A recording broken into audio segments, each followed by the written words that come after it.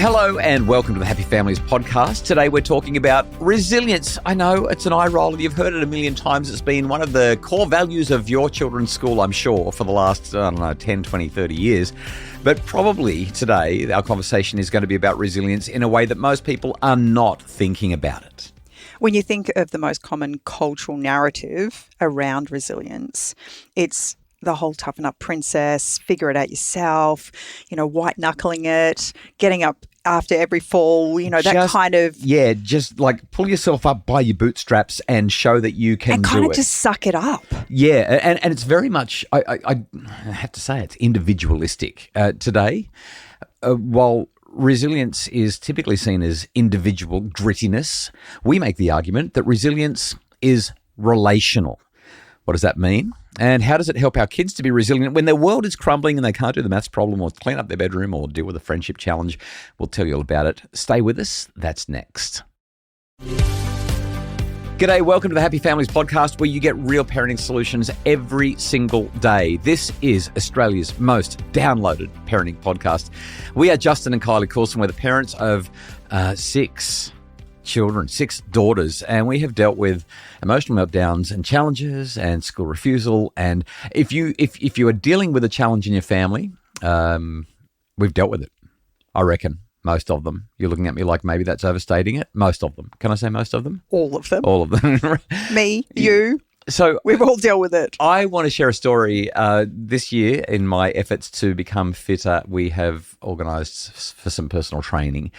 And I didn't really want to say anything about it because I don't want people to feel like they have to notice my muscles when they see me next. But I'm just putting it out there that I'm going to... Okay. If you haven't worked it out, guys, Justin likes a bit of praise. No. I'm very anti-praise. Anyway, let me share the story because this really applies to resilience being relational, which is what we're talking about today on the pod. Recently, had our PT guide me through a workout, and he asked me to do a plank or a bridge, whatever you want to call it, where you're on your elbows and you've got your feet out behind you and you've just got to hold it. And it's a real core kind of thing. And he wanted me to go for 2 minutes, 120 painful seconds.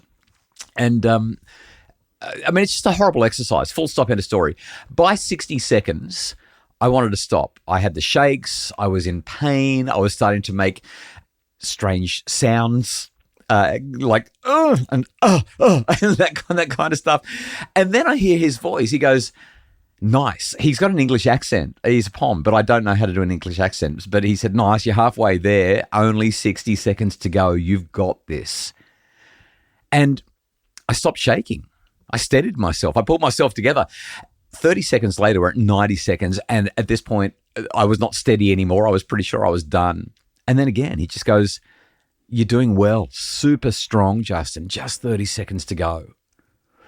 With 15 seconds left, I was pretty sure I was going to just collapse and hit the floor. The strange noises were increasing. I was gasping for air. I was about to tell him that I hated him, but I couldn't form the words because I was in so much pain and I was not sure that I was going to survive. And before you knew it, 15 seconds was up. Well, he's just gone, "So close now. You're doing it. Let me count you down. 10, 9, 8, down to 1. And then I collapsed and he high-fived the air because I couldn't lift up my arm to high-five him. And then I had this realization. I mean, I've been talking a lot about resilience for years, and I've done a number of sessions over the last couple of weeks in schools and other places talking about resilience. But I had this recognition. Yes, I was the one who did the exercise. I was the one who held myself up for the 120 seconds. But he was the one who helped me to be resilient. I was going to quit at the halfway point. Without him, I wouldn't have done it. And I just thought to myself, resilience is relational. So yesterday, we went bike riding with our 15-year-old daughter. She hasn't ridden with you before, and the two of you took off and left me for dead. Well, to be clear, she took off and I looked at you and said, "Should I go with her or should I stay with you?" And you said, "Follow her." So I then chased her. I just don't want anyone to think that I abandoned you. I felt abandoned. I'm telling you now. Well, she just because went. As I continued on my ride into those headwinds, I just felt so depleted, so weak. And about maybe 5 or so minutes into the ride, an older couple rode past me, just like it was like driving Miss Daisy. Right. It was so effortless. Yeah. So and they're I in their thought, 70s and you're thinking, how is it possible? if I can just stick on with them. Well, we got to a hill, they left me for dead. But I could see them on the horizon. Yeah. And it was enough to push me, knowing that you guys were at the other end. And I was so grateful for them, because even though I never caught them, I had someone there kind of urging me on. Yeah, yeah. So Emmy Werner is a researcher that is maybe one of the most important researchers in the world when it comes to this topic of resilience. She did this thing called the Kauai longitudinal study, followed these at-risk kids for 40 plus years. And I'd love to get into the nitty-gritty of the study, but for today's purposes, the one thing that really matters is that the kids who thrived despite adversity all had at least one stable, caring relationship. That was it. Like there were other factors that were important, but one stable, caring relationship seemed to be the variable, the factor that differentiated the children who were resilient throughout a very, very hard life versus those who were not resilient and had ongoing struggles just like their parents before them and their grandparents before them. We've shared this a few times on the podcast now, but I look back on my life, and outside of my parents, there was always one adult figure that was just my go-to person for when life got tough, especially when I would struggle with, relationship issues with my parents or whatever. There was this one person there that was my champion, kind of cheering me on and helping me to see with greater perspective and clarity around the challenges that I was experiencing. But on top of that, you particularly have shared with the girls multiple stories over the years of people who have done like incredible things.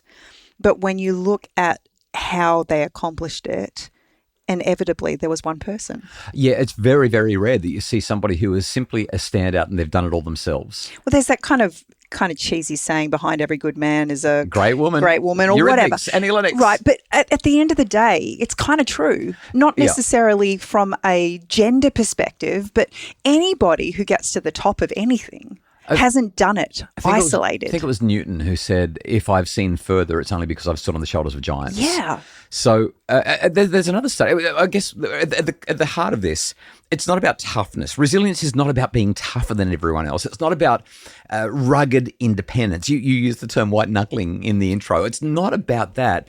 It's actually about connection. It's about relationship. It's having people in your orbit. The Harvard study of adult development, sometimes called the Grant study, 85 plus years of data, same conclusion. Relationships are everything for resilience and well-being. Whatever studies you look at, they consistently say resilience is relational. So what does that mean for us? What does that mean for our children? What does that mean for our families? We're going to unpack that so that you can apply it in your home or classroom right after this.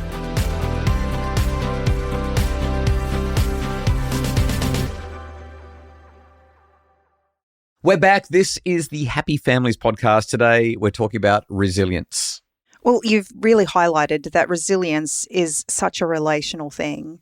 So how does this impact us and specifically our children? Yeah, so let's say you've got a child who's struggling with some homework or some reading or, I don't know, struggling. Cleaning their room. Yeah. One of my favorite stories, this is really your story. I feel bad sharing it. You can jump in and take over.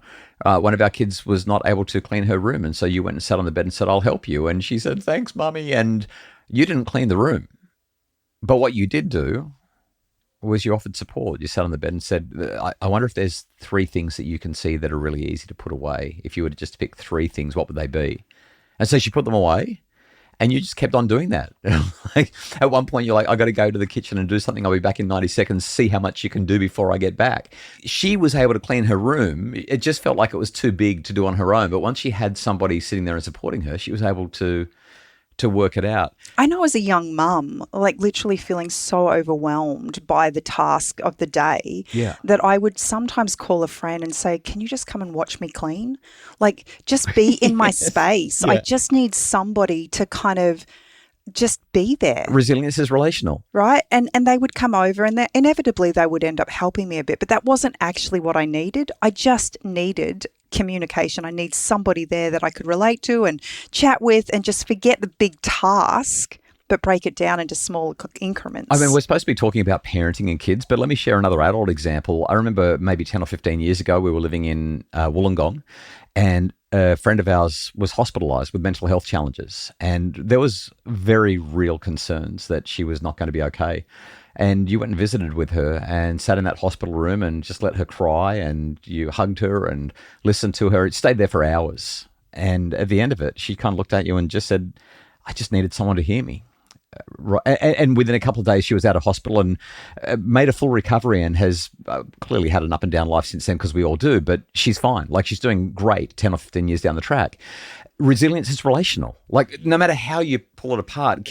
When I was a kid, my dad saw that I was struggling with cricket. They had me enrolled in a cricket team. I was struggling with it. And Dad said, it looks like cricket's hard. You need to practice. Let's go down to the nets. Like, he took me down there and practiced with me. I was never going to practice. Oh, incidentally, I was always told to practice the piano on my own. Go in there and practice the piano for 30 minutes. But if my parents had sat with me and talked about what I was doing and shared with me things that they were enjoying or what they remember the teacher saying, maybe I'd actually be able to play the piano today. That's where grandparents play this beautiful role often in our kids' lives, because they've got the time to just sit with them and encourage them and work with them.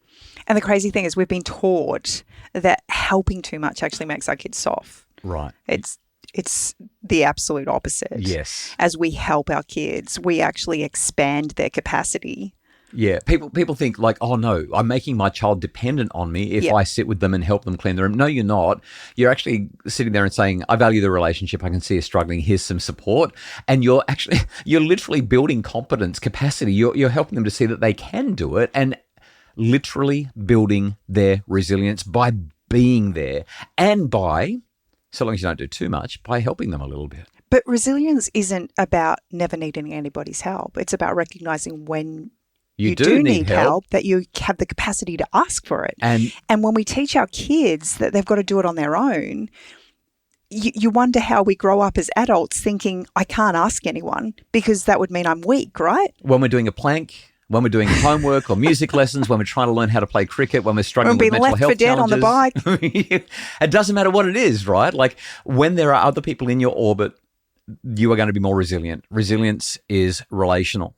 If we could give you one practical takeaway from today's conversation, it would be that when your kids are struggling, move closer, not further away. Great take-home message. Your voice, your presence, your belief, the words that you say become their inner voice. Resilience isn't doing it alone. It's knowing that you're not alone while you're doing it. Yeah. Oh, how good is that? All right. Hey, we really hope that this has been useful. I've got a book called 9 Ways to a Resilient Child. You can find 9 Ways to a Resilient Child wherever you buy books. Check it out online. Grab a copy. It'll make your family more resilient. The Happy Families podcast is produced by Justin Rulon from Bridge Media. We appreciate all the admin and additional support from Mim Hammonds as well.